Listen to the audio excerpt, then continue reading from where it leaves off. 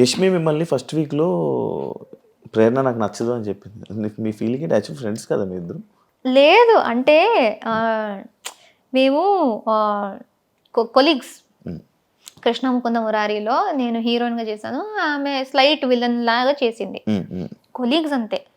So నాకు Yashmi set దాకే తెలుసు. సెట్లో హాయ్ బాయ్, సీన్కి ఎంత అవసరమో అంత, ఎప్పుడైనా కలిసి లంచ్ చేయడం అంతే, వేరే ఏం లేదు.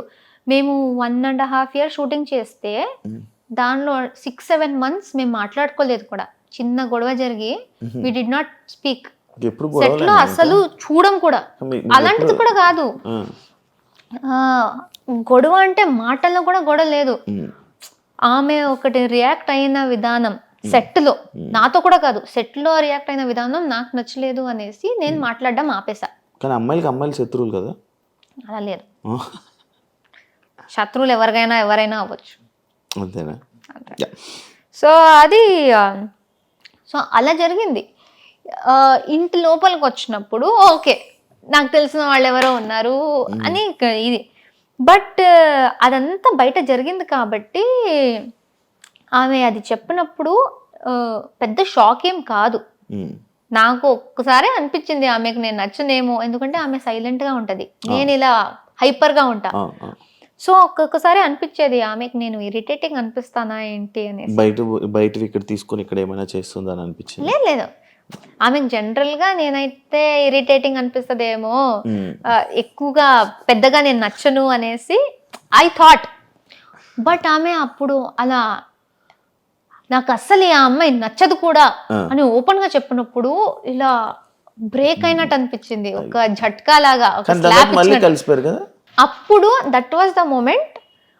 నేను ఐ థాట్ ఓకే, ఈ హౌస్ లో ఆ రోజే ఆ సెకండ్ డేనే ఐ థాట్ ఈ హౌస్ లో ఎవరితో అయినా కలిసి బాగా ఉండు, కానీ ఎవరు నీ కోసం ఉండరు, అదొకటి గుర్తుపెట్టుకొని నాకు చెప్పాను. ఎవరితో ఎంతలో ఉండాలి అంతలో అంతే. సో ఆ సెకండ్ డేనే నాకు ఆ రియలైజేషన్ వచ్చేసింది. సో అప్పటి నుంచి నేను సిచ్యుయేషన్స్ బట్టి ఐ వాజ్ బాగా బాండ్ అవుతూ ఉంటే బాగా బాండ్ అవుతూ ఉంటా.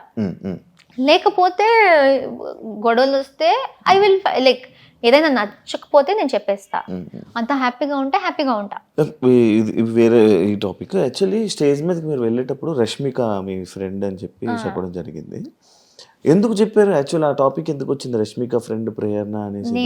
లైక్ ఓటింగ్ గురించా, లేకపోతే ఎందుకు చెప్పింది ప్రేరణ ఆ టాపిక్? నాకు అసలు రష్మిక మ్యాటర్ వచ్చిందే నచ్చలేదు నాకు ఇప్పుడు దాకా. లైక్ ఈ కామెంట్స్లో కానీ ఇప్పుడు ఇంటర్వ్యూస్లో కానీ ఇది వస్తుంది కూడా నాకు నచ్చట్లేదు. ఎందుకంటే నేను అనుకున్నా ఇది వచ్చేది నాకు ఎఫెక్ట్ అవ్వకూడదు.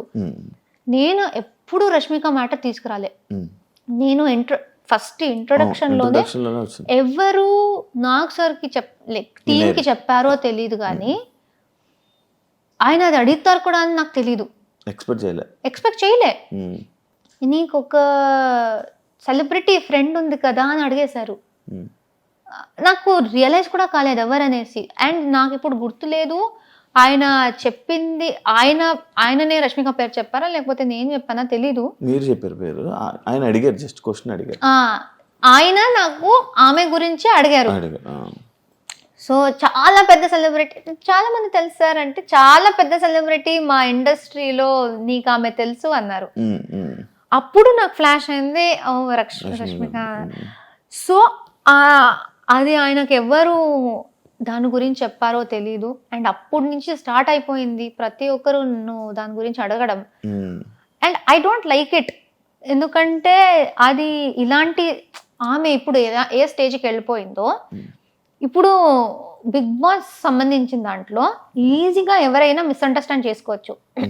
రష్మిక గురించి మాట్లాడుతుంది అంటే పాపులారిటీ కోసమా అనేసి.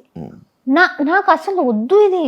నేను ఇప్పుడు కూడా వేరే ఇంటర్వ్యూ వాళ్ళు వస్తే రష్మిక గురించి ఏమైనా క్వశ్చన్ ఉంటే ప్లీజ్ నన్ను అడగకండి, ఎందుకంటే చాలా అయిపోతుంది.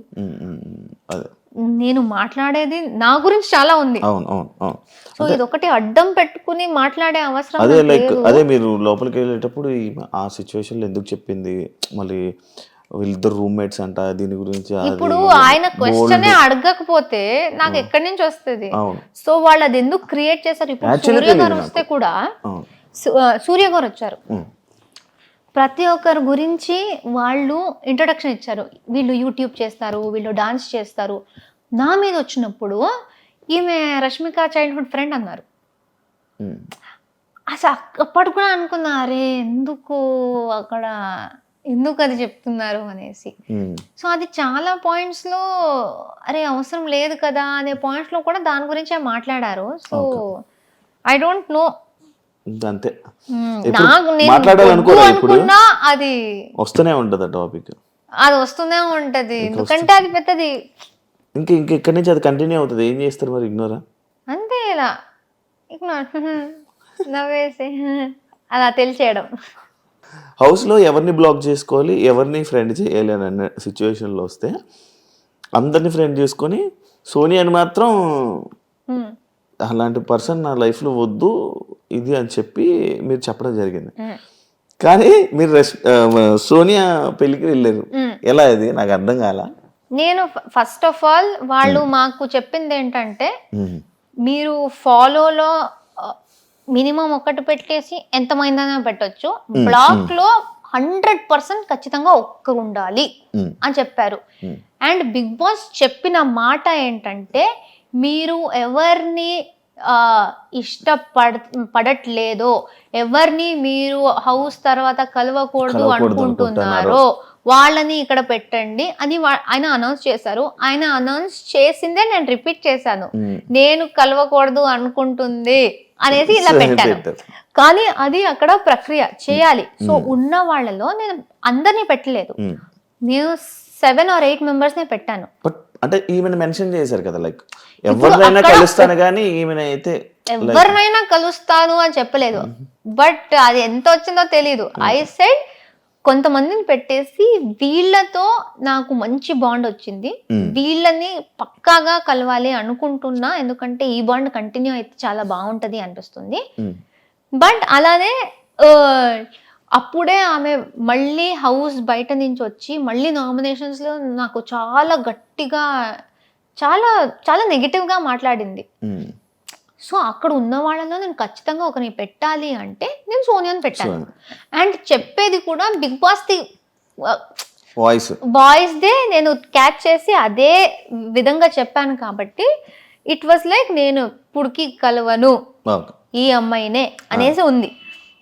దాని తర్వాత బయటికి వచ్చాక ఇప్పుడు ఫినాలే వచ్చి నేను సోనియాది ఇమిటేషన్ చేశాను స్టేజ్ మీద నాగ్ సార్తో, సోనియాతో మాట్లాడాను, అదంతా ఓకే. పెళ్లి గురించి తెలిసింది.